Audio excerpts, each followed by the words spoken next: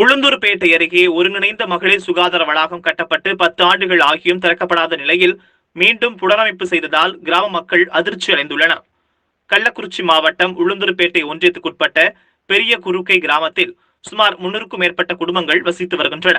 சுகாதாரத்தை மேம்படுத்தும் வகையில் அந்த கிராமத்திற்கு ஒருங்கிணைந்த மகளிர் சுகாதார வளாகம் கட்டப்பட்டு 10 ஆண்டுகள் ஆகியும் திறக்கப்படாமல் இருந்து வந்த நிலையில் அதனை மீண்டும் பல லட்சம் ரூபாய் புனரமைப்பு செய்ததால் கிராம மக்கள் அதிர்ச்சி அடைந்துள்ளனர். கிராமங்களில் சுகாதாரத்தை மேம்படுத்த நிதி ஒதுக்கப்பட்டு மகளிர் சுகாதார வளாகம் கட்டப்பட்டு உள்ளன.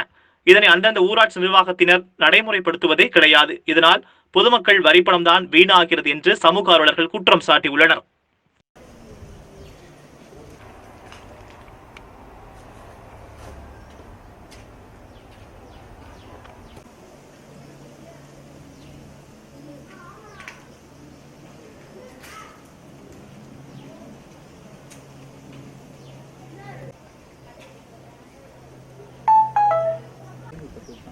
இதுக்கு சம்பந்தம் ஒர்க்கத்துக்கும் அதுக்கும் உங்களுக்கு நீங்கள் என்ன பண்ணுங்க?